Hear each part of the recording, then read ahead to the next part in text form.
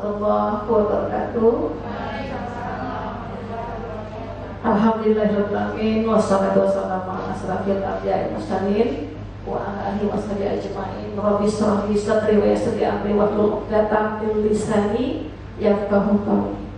Pertama-tama marilah kita semua ibu-ibu memanjatkan puji dan syukur kita kepada Allah Subhanahu wa taala karena pada pagi hari ini cuaca hujan rintik-rintik ya Bu ya, tapi tidak mengurangi semangat kita untuk berkumpul, bertemu dalam suasana kekeluargaan. Ini program arisan ya, Dharma Wanita Mbak Peda. Alhamdulillah kami kewe belum Bu, jadi mungkin akhir bulan ini mau baru arisan lagi karena COVID-19. Dan ini semuanya berkat rahmat dari Allah Subhanahu wa taala. Karena pada saat ini kita diberikan kesehatan ya Ibu sekalian. Artinya betapa banyaknya saudara kita yang sakit tidak bisa hadir ya dalam kegiatan, banyak yang kena COVID dan sebagainya. Alhamdulillah kita di sini bisa bertemu. Ini adalah rezeki dari Allah. Karena rezeki itu bukan hanya berupa uang, ya, tapi juga rezeki adalah bertemunya kita dengan saudara kita dalam berbagai kegiatan. Alhamdulillah. Salawat beserta salam junjungan Nabi besar Muhammad SAW. Allahumma sholli ala sayyidina Muhammad wa ala sayyidina Muhammad. Semoga kita semua yang hadir di sini nanti mendapatkan syafaat di yaumil akhir nanti, ketika tidak ada pertolongan selain pertolongan dari Allah Subhanahu wa taala. Insyaallah. Ibu-ibu yang dirahmati Allah, mungkin suasananya agak mendung, tapi mudah-mudahan kita semua semangat ya Bu ya. Nah, informasi dari Bu Yana tadi katanya banyak ibu-ibu yang di sini belum pernah ketemu dengan Bu Wabuk ya, yang tatap muka. Dan ini suasananya unik karena pakai cadar semua ya Bu ya. Jadi mungkin tidak tahu wajahnya. Ya, makanya Bu buka masker. Semoga kita nanti bertemu di jalan silakan tegur ya Bu ya. Seperti itu insyaallah. Di sini ada para istri yang hebat. Kemudian di sini juga ada ibu-ibu dan wanita, PNS dan sebagainya. Alhamdulillah. Sebelumnya saya menyapa dulu yang saya hormati dan saya banggakan Ibu Yana Dedi. Beliau juga sekretaris di GOW ya. Beliau juga pengurus GOW. Alhamdulillah kita senantiasa bertemu dengan Ibu Nana. Ibu Nana, maaf ya, agak serak-serak basah Bu.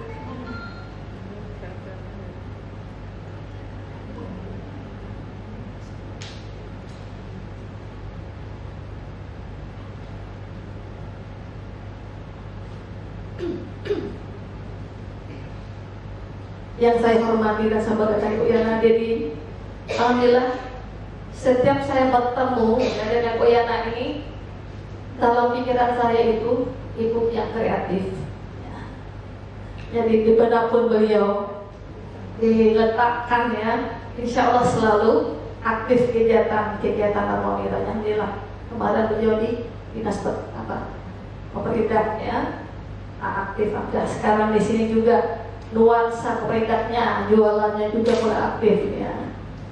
Sudah ada bazar belakang, itu luar biasa ya. Mudah-mudahan si ekonominya nanti bisa aktif sehingga menggerakkan ekonomi keluarga, terutama ibu-ibu dan wanita yang di Bapeda ini insyaallah Bu ya. Nanti mungkin banyak kegiatan keterampilan, dan ini sangat erat kaitannya dengan ketahanan keluarga yang kita bahas pada saat ini.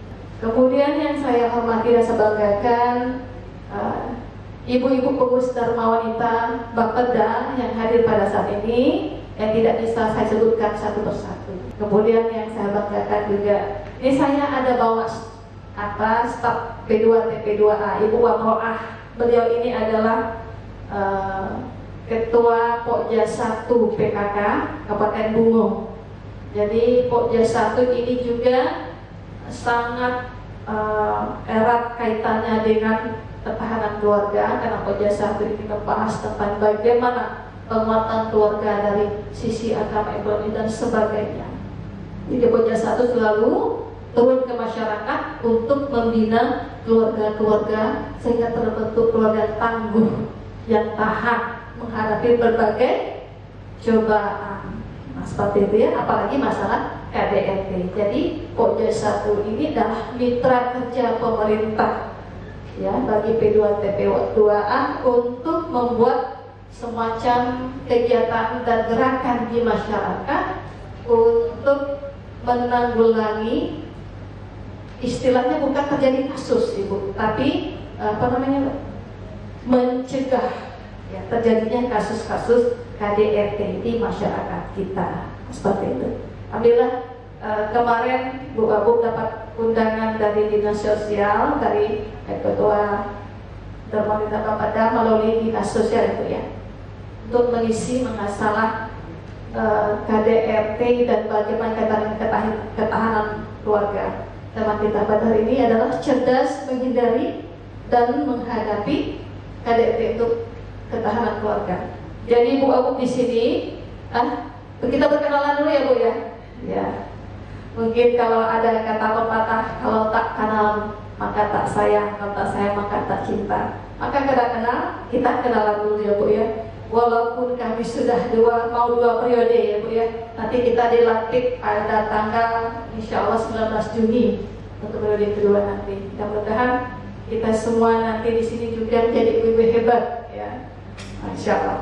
Jadi nama Nini Wilasari, sarjana ekonomi, punya anak 3 orang Ibu, 3 orang, 1 orang perempuan kelas 3 SMIT Darul Quran Mulia Bogor, namanya Syifa Aulia Kusuma. Yang kedua Faiz Atori, kelas 1 SMAIT Darul Quran Mulia Bogor. Kemudian yang ketiga Zahra Maryam Al-Batu, kelas 2 Sekolah Alam Muara Bungo. Ya, seperti itu ya.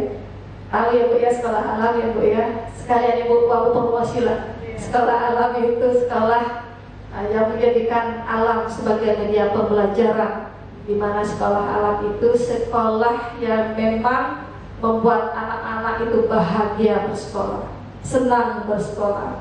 Jadi memang dia alam, tidak pakai seragam, di ruang kelasnya saung-saung, ya mereka sambil belajar bisa melihat binatang, bisa lihat kupu-kupu dan sebagainya. Sehingga kita siswa di SD Sekolah Alam, TK Alam itu baru SD kelas 2, baru 3 tahun berdiri Ibu. Alhamdulillah animo masyarakat cukup luar biasa ya untuk bersekolah-sekolah alam.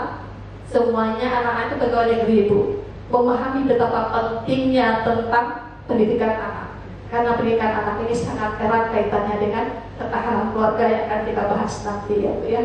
Seperti itu. Jadi monggo yang punya anak ya TK, SD silahkan daftar sekolah alam insyaallah.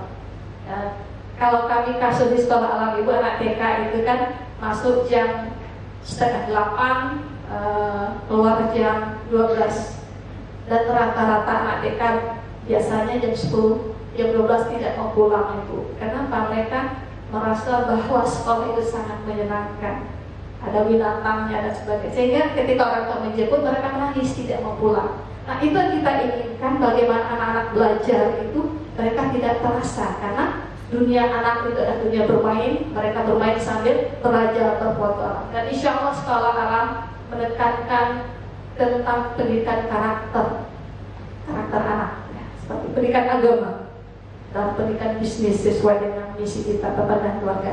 Itu ya 10 menit ya Bu ya. Dan sebenarnya Ibu Abu aslinya orang Merangin, orang dusun Pulau Rengas ya. Kalau ada yang tahu ya, arah ke Jangkat. Nah, sebelum masuk Jangkat itu ada nama dusun Pulau Rengas. Nah, seperti itu ya. Itu Ibu ya. Dan Pak Bapak orang Solo, tapi sudah terintegrasi tahun 82 di Pamangkuning SPB. Jadi orang tua semuanya sudah di SPB ya. Di Guamang sekarang Bapak ya. Mungkin itu Ibu ya. Jadi bagi ibu-ibu yang belum berkenalan, kalau berkenalan lebih lanjut silakan datang. Kita mengundang juga Ibu. Kita di GOW itu ada pengajian bulanan, biasanya minggu ketiga setiap Sabtu, membuka kepada masyarakat umum untuk bisa berinteraksi langsung dengan keluarga dinas Wabuk ya. Kalau begitu kan masyarakat takut yang masuk ya ke rumah dinas karena sepertinya ada satpam, sepertinya serem gitu Bu ya. Tapi tidak sebenarnya. Jadi salah satu monggo nanti kalau ada kegiatan kita mengundang Ibu di sini untuk bisa datang insya Allah. Ya Bu Yana. Demikian Ibu sekalian. Jadi Bu Abu kita santai-santai aja Bu ya. Memang kalau untuk masalah KDRT kekerasan dalam rumah tangga ini sesuatu yang kata Ibu Aminah itu kan sudah banyak sekali kasus-kasus yang terjadi di keluarga kita ya. Terutama PNS Ibu ya, banyak sekali termasuk masalah perselingkuhan, masalah kenakalan remaja keluarga kita dan sebagainya. Ibu Abu sebagai istri pejabat publik sering mendapatkan laporan bahkan memecahkan masalah keluarga yang bermasalah, misalnya bercerai sama suami ya, kemudian curhat dan sebagainya. Dan sebagai informasi, P2TP2 ini menangani masalah-masalah kasus terhadap perasaan terhadap perempuan dan anak. Ya, seperti itu. Mungkin ibu-ibu sekalian kita di sini, Ibu Dharma Wanita sudah paham betul tentang KDRT. Saya pikir begitu ya, sudah familiar. KDRT kan kekerasan dalam rumah tangga. Karena apa? Biasanya kasus-kasus KDRT ini seperti puncak gunung es. Tidak, dia ada, tapi seolah-olah tidak ada. Karena ini perempuan banyak menjadi korban karena malu melapor. Ya. Ketika terjadi kekerasan di dalam rumah tangga, anak-anak yang mengalami korban pelecehan seksual, pemukulan secara fisik, psikis dan sebagainya, itu rata-rata keluarganya malah menutupi. Ya. Tapi banyak sekali kasus yang di Kabupaten Bogor tidak kita ungkapkan, banyak sekali kasus yang terjadi yang luar biasa, yang seolah-olah kita tidak sering merasa kok bisa ya seperti ini terjadi. Ada apa dengan kita masyarakat? Ya. Jadi, sampai suami yang menganiaya istri melapor ke polisi, sampai ada anak yang mohon maaf pelecehan seksual oleh ayahnya, kakeknya, saudara-saudaranya. Dulu beberapa tahun yang lalu ada pelapor ya, ada seorang anak perempuan yang digarap oleh saudaranya 6 orang ya, laki-laki dan sebagainya. Itu kasus-kasus terjadi di Kota Bogor. Ada anak-anak remaja yang sudah mengenal riset ya, itu seakan-akan mereka bisa di di lobby menemani laki-laki di belakang dan sebagainya. Nah, itu persoalan kita pada saat ini.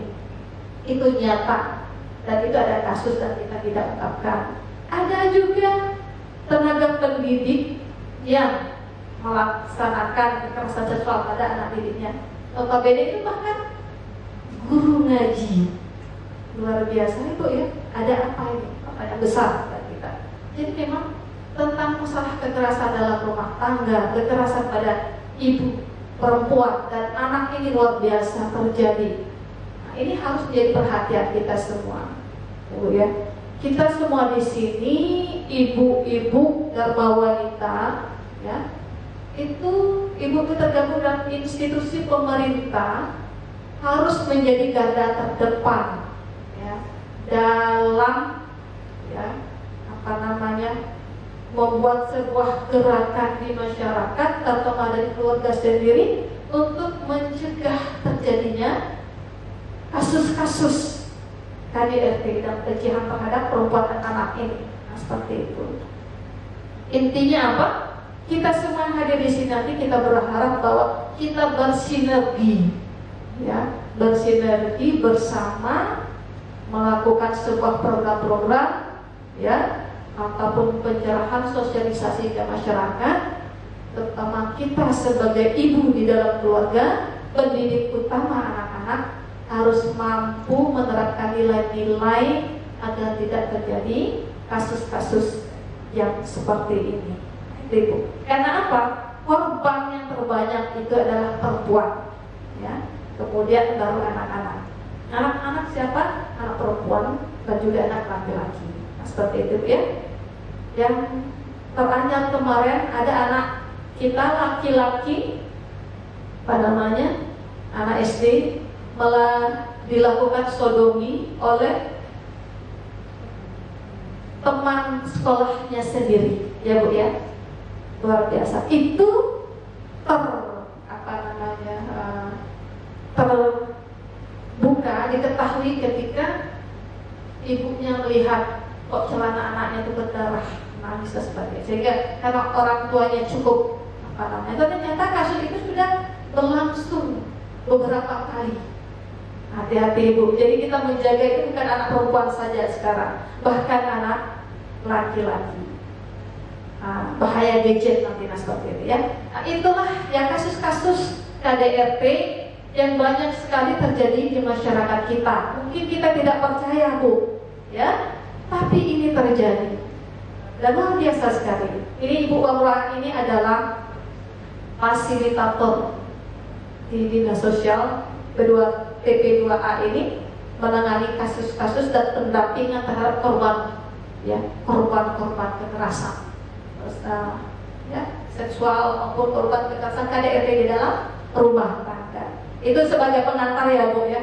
Nah, jadi di sini Bu Abu lebih menekankan kepada bagaimana agar kejadian KDRT dan kasus kekerasan terhadap perempuan dan anak ini tidak terjadi. Jadi kita titik fokuskan kepada usaha-usaha pencegahan. Karena apa Ibu? Di program Kementerian Pemberdayaan Perempuan dan Anak sekarang itu adalah difokuskan bagaimana tindak pencegahan, ya. Jadi bukan lagi kita berkutat terhadap penanganan kasus-kasus yang terjadi.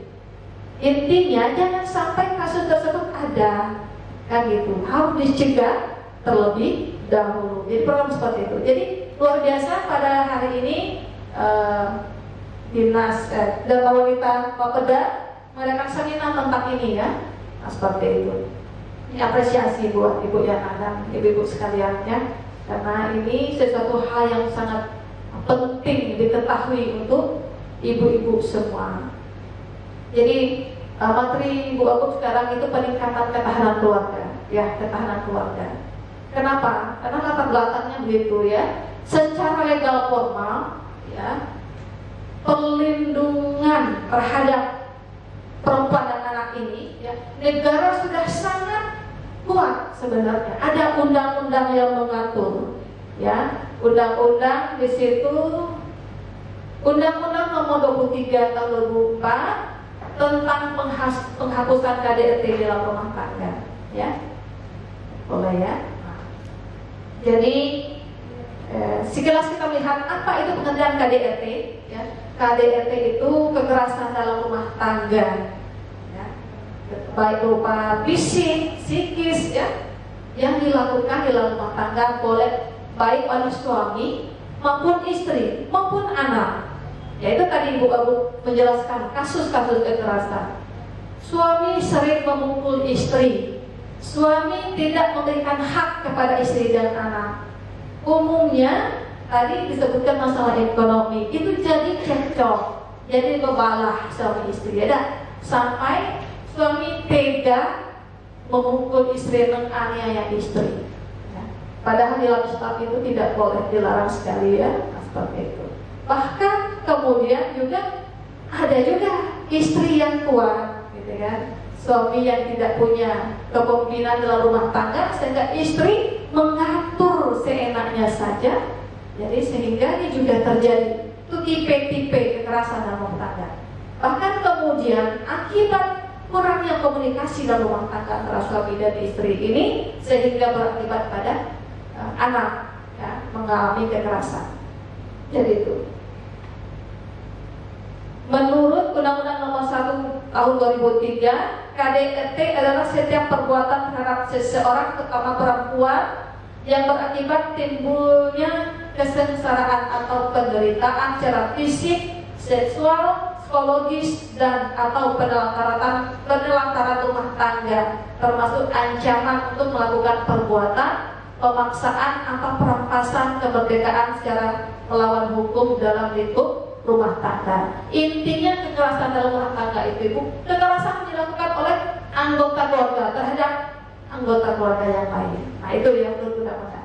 Sehingga kejadian seperti ini pemerintah mengatur ya, perlindungan terhadap perempuan dan anak. Karena apa, biasanya objek penderita itu kita perempuan dan anak, ya, dianggap lemah. Itu biasanya terjadi seperti itu, Bu, ya. Sehingga secara legal formal pemerintah sangat kuat sekali mengaturnya ada tentang. Kemudian juga Undang-Undang Nomor 35 Tahun 2014 tentang Perlindungan Anak.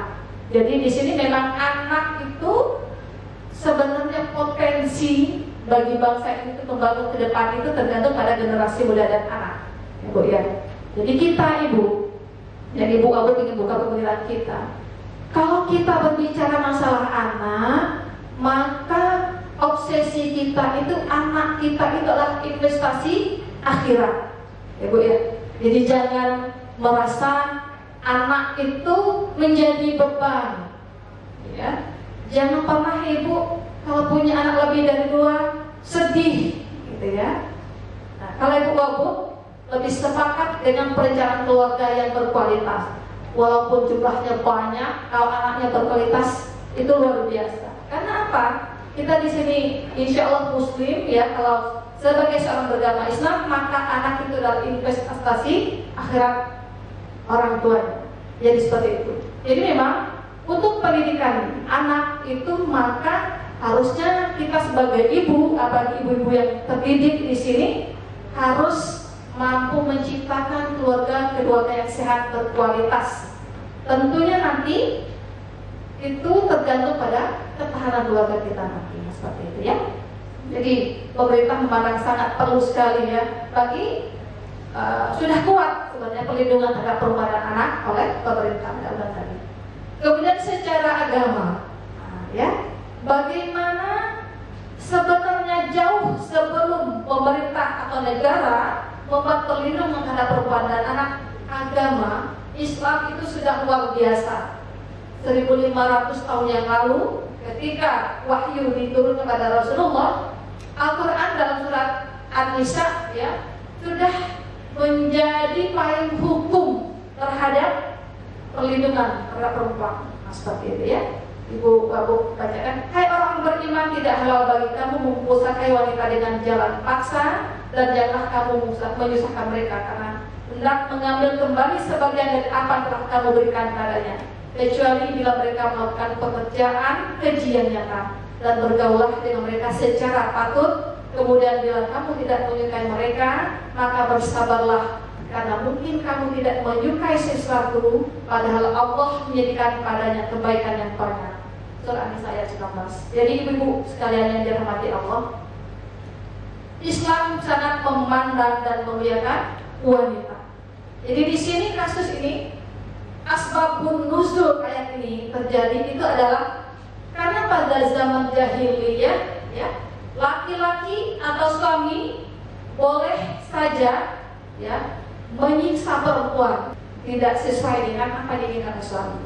Kemudian ketika suami menyerahkan harta, ketika mereka tidak suka lagi, harta itu bisa diambil tanpa meninggalkan sedikit pun untuk perempuan tersebut.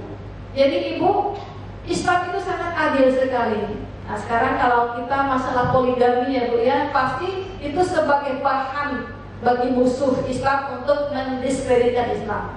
Padahal, ya, dulu laki-laki sebelum turunnya Islam punya istri ada yang sampai 1000 orang, ya.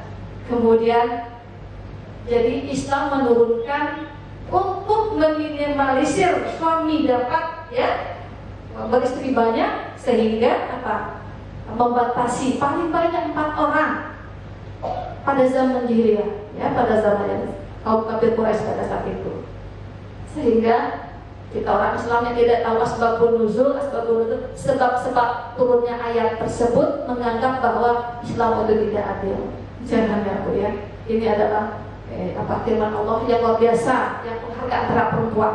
Yang tadinya laki-laki boleh saja beristri banyak tanpa memberikan kewajiban. ya seperti itu. Dan sekarang seperti itu ya Bu ya, yang namanya selingkuh biasa, tapi ketika dia istri dua, kita perempuannya sendiri apa namanya luar biasa reaksinya, ya seperti itu, menganggap aib, nah seperti itu ya.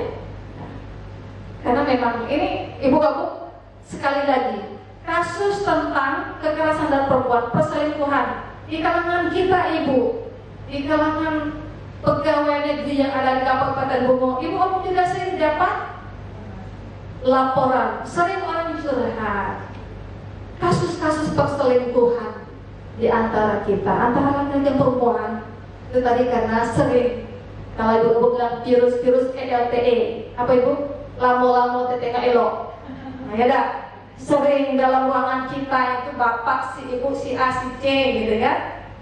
Padahal istri kita di rumah ada, suami kita di rumah ada, sering interaksi, sering bercanda, apalagi via WA, via Zoom dan sebagainya, sehingga interaksi kita tidak dibatasi lagi, sehingga timbul virus-virus RTE tadi, menyebabkan hancuran keluarga. Banyak sekali Bu, banyak sekali kasus, dan itu mereka untuk menyelesaikan itu kan harus lewat apa? Pemimpinnya. Kami sering dengan Pak Wabub untuk menyelesaikan masalah perselingkuhan ini. Mohon maaf. Jadi itu hal yang Ibu Wabub sering nggak habis pikir gitu ya. Jadi hati-hati Bu ya. Apa kayak anak honor? Maaf ngomong ya. Ya semoga kita bisa Ibu Wabub yakin kita di sini insya Allah ya terjaga dari hal-hal yang demikian. Semangat ya Bu ya. Jagalah suami, jagalah hati kita sendiri. Jadi Ibu sekalian. Itu kenapa? Karena agama sangat mementingkan perempuan. Perempuan itu adalah entitas yang luar biasa bagi pembangunan sebuah peradaban. Jadi itu pada perempuan anak. Jadi jangan seandainya jika terdapat kasus kekerasan di dalam rumah tangga, misalnya Bu, suami menampar istri atau kita bebalah. Kalau kita tidak kuat lagi, lapor Ibu ya. Jangan didiamkan. Atau tetangga kita yang dianiaya oleh suami, jangan sampai didiamkan saja. Lapor kepada Datuk Rio, lapor kepada, boleh ya nanti ada yang menangani. Karena kalau sudah kasus kekerasan dalam rumah tangga itu pemerintah berhak untuk mencampur tangan untuk masalah ini. Nanti kita akan ada yang turun dari masyarakat. Biasanya dinas sosial P2 TP2A punya petugas ya Bu ya, turun. Jangan sampai nanti di antara kita istri lo meninggal karena dia nyaya baru nak melaporkan. Ini banyak sekali Bu. Kemarin juga kita pernah kasus bagaimana anak yang digarap oleh saudara-saudaranya sampai ketika kepolisian. Kita bermaksud ada efek jerah. Tapi apa yang terjadi Ibu sekalian? Ditarik oleh keluarganya kasus tersebut, malu, gitu kan? Padahal kan ada ruang perlindungan anak sebenarnya. Kita Bungo alhamdulillah untuk kategori kabupaten kota se-Indonesia Bungo sudah dapat penghargaan kota layak anak. Salah satunya adalah rumah perlindungan anak dan perempuan. Nah sekarang permasalahannya masyarakat sendiri tidak mau melapor karena itu tadi sudah dilapor, diambil oleh keluarga yang berkuasa. Karena malu kasusnya terekspos. Jadi apa? Kasus itu sampai tingkat kepolisian balik lagi. Jadi kita hanya putar sana putar situ. Jadi tidak terjadi penyelesaian konflik. Akhirnya untuk penyelamatan kita sudah menyelamatkan anak itu, kita titipkan di tempat-tempat yang tidak diketahui oleh pelaku. Karena apa? Pelaku kekerasan terhadap perempuan dan anak ini adalah keluarga terdekat. Jadi Ibu apalagi punya anak remaja, ya. Kalau Ibu ada seorang psikolog kemarin BOE pernah mengadakan arisan, ya, bagaimana dampak bahaya gadget terhadap pendidikan anak, perkembangan anak. Beliau sebagai seorang psikolog sangat merasa khawatir sekali. Di salah satu cara beliau program di HP anaknya terkoneksi dengan ibunya, kan? Seorang psikolog itu, ya, kemudian ternyata anaknya membuka konten-konten negatif. Ketahuan sama ibunya karena di situ sudah ada apa namanya programnya Ibu ya di situ. Ternyata apa ibu ke anak remaja tersebut film XX. Aku aja nggak tahu apa film XX. Ternyata jelaskan film tentang pergaulan suami istri luar negeri, luar biasa, anak SMA, anak gadis seperti itu.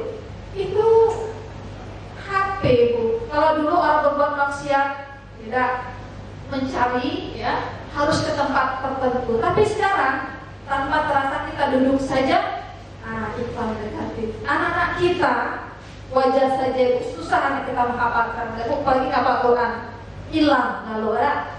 Tengok pakaian perempuan yang luar biasa tadi. Nah, kita sebagai ibu harus sensitif terhadap hal ini, harus menjaga anak kita, apalagi anak laki kita. Bu ya, yang punya anak bujang, anak gadis, kata psikolog tersebut, jangan ngasih HP kepada anak kita milik pribadi mereka. Mereka boleh main HP, pinjam sama orang tua dengan durasi waktu yang ditentukan. Kata psikolog tersebut hanya 1 jam maksimal sebenarnya. Dan beliau menangani kasus ketergantungan HP di Bungo ini, Bu. Dia buka, ya. Ternyata ada anak yang sudah ketergantungan HP, tidak bisa lagi pokoknya. Jadi selama hampir setengah tahun beliau akhirnya bisa ada terapi terus kan, ketergantungan HP. Kenapa? Kita nih, Bu, rata-rata punya anak balita bayi, malas, repot, ya, kasih HP, selesai. Bagi kita ibu kerja, ya, Bu, ya, hati-hati.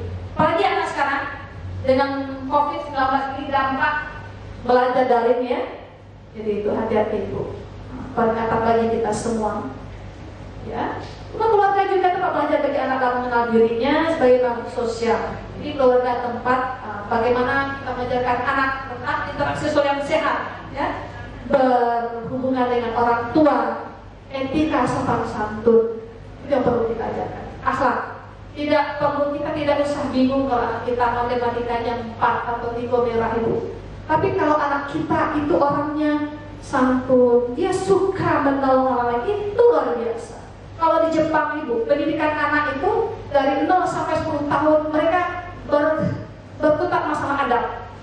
Sopan santun, bagaimana mereka antri. Kalau mereka tidak bisa antri, tuh dianggap gagal pendidikannya. Kalau kita Indonesia beda, ya.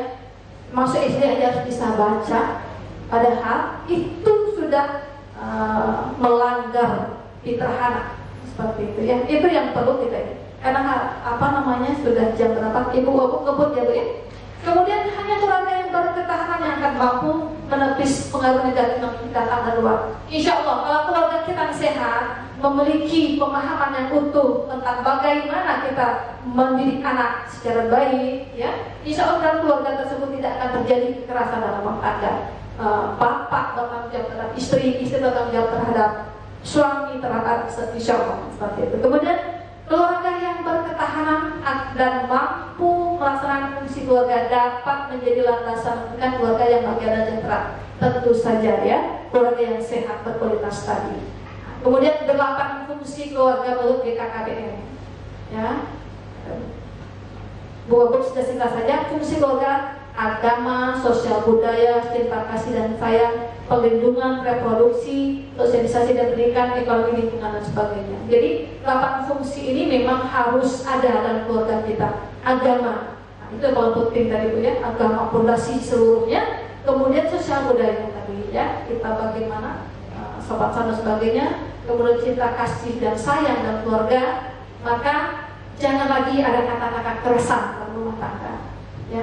Kita menyuruh anak, meminta anak, kata-kata tolong dan terima kasih, 2 kata saja, buat ingat, tolong dan terima kasih. Kalau meminta, kalau mengatakan kata tolong, kalau sudah dilaksanakan, terima kasih ya, Dek, gitu, ya. Insya Allah anak itu akan insya Allah seperti itu, kata-kata yang positif. Ya, sekarang mungkin dari ibu nanti bikin catatan hari ini negatif saya terhadap anak berapa kata. Jadi perbaiki terus, gitu, ya. Kemudian perlindungan. Jadi idealnya keluarga itu adalah tempat semua anggota keluarga merasa aman, merasa dilindungi. Jadi jangan sampai kita merasa keluarga itu sesuatu yang menakutkan sehingga istri malas di rumah. Dia keluar ini terus keluar karena mau ketemu suami itu enek. Marah-marah terus suami. Melihat suami mungkin ada selingkuh, bau selingkuh, kita sudah benci sebagainya. Seperti itu, ya. Jadi idealnya keluarga adalah tempat perlindungan yang paling aman bagi seluruh anggota keluarga. Fungsi reproduksi, tentu tujuan keluarga adalah untuk memperoleh keturunan yang berkualitas, ya. Banyak tapi berkualitas, ya. Tapi keluarga besar yang berkualitas, bagus seperti itu ya. Kemudian untuk sosialisasi dan pendidikan, pendidikan paling utama itu keluarga. Harus ada program pendidikan yang menyeluruhi keluarga kita itu ya. Manajemen pendidikan keluarga secara keseluruhan, melibatkan semua stakeholder, kakek, nenek, bapak. Jadi jangan sampai kita mendidik anak dirusak oleh nenek dan kakeknya, Bu ya. Ya harus dibicarakan. Misal kita pengen disiplin dengan anak, kakek neneknya bilang, sudah lama jajan dan sebagainya, seperti itu ya. Keluarga adalah bagian tak terpisahkan dari proses pembentukan peradaban. Tadi memang ya, berasal dari keluarga yang kuat, keluarga kita yang bagus, berkualitas, masyarakatnya pasti bagus, negaranya bagus, akhirnya membentuk sebuah peradaban. Bagaimana Islam memimpin peradaban dunia lebih 1.200 tahun yang lalu, berawal dari keluarga yang bagus, sehat dan kuat, berkarakter. Visi dan misi keluarga. Jadi ini yang paling penting sebenarnya, Bu. Rumah tangga yang mengaplikasikan nilai-nilai agama dalam menjalankan perannya di masyarakat, menjadikan keluarga yang terwarnai dengan nilai agama yang saling terkait satu sama lain dan menjaga nilai nafsu, melahirkan generasi yang soleh bermanfaat bagi masyarakat, memimpin anggota keluarga sesuai dengan pemahaman agama dan visi yang jelas. Visi misi, jadi visi kan tujuan kita, misi bagaimana langkah-langkah kita. Tentu kita bikin sendiri ya, bentuk visi dan misi kita dalam keluarga itu sendiri ya Bu ya. Misal tadi Ibu Gogo bilang, visi kita visi akhirat, ingin punya anak yang misalnya paham agama, paham dunia. Tentu langkah-langkahnya seperti apa ya gitu. Kalau Bu Gogo cuma bikin karton untuk anak misalnya 1 minggu ini programnya hafal surat ini, mereka sudah hafal, Bu Gogo kasih bintang. Jadi motivasi buat anak, seperti itu misinya itu programnya Bu ya, program kita ini harus detail, harus ada catatan-catatan penting. Jadi seperti itu. Nah, di sini Ibu ada contoh potret keluarga yang ideal pada masa kini. Mungkin dari salah satu sisi kita lihat ya, ini anak-anak 10 bersaudara bintang Al-Quran. Jadi beliau ini adalah putra dari Ibu Dr. Ana Wiryaningsih. Beliau adalah seorang anggota DPR Pusat. Beliau juga ketua BMOIWI. Apa BMOIWI itu ya? Dan kemudian ketua aliansi anak, banyak sekali. Ya, beliau wanita karir, tapi mampu membentuk keluarga mereka. Beliau juga sudah pernah di televisi, di SCTV, di berbagai banyak dia diwawancarai bagaimana dia mendidik anak-anaknya dengan seabad aktivitas beliau. Kita belum ya Bu, yang paling berumah tangga, beliau anggota dewa, dia sudah kemana, dia pembicara luar negeri loh Bu, dunia yang meminta beliau berbicara. Tapi anak-anaknya semuanya hafal Quran 30 juz, dan pendidikan anak-anak bukan hanya agama. Di ITB ada sebagai pilot, ada sebagai teknik pertambangan, metalurgi, ada anak yang sarjana hukum, kedokteran sebagainya. Artinya anak-anaknya sangat berkualitas. Berawal tadi apa? Visi misi keluarga mereka yang luar biasa. Jadi kalau boleh mengatakan ini contoh potret sahabiah di abad 21. Jadi potret keluarga para sahabat Rasulullah perempuan pada zaman Rasulullah ada rupanya di abad 21. Kalau boleh mengatakan seperti itu. Kenapa? Beliau saat ini masih aktif jadi anggota DPR Pusat ya. Tapi keluarga mereka luar biasa. Nah seperti itu. Jadi intinya tidak ada dikotomi antara karir dan keluarga bagi seorang perempuan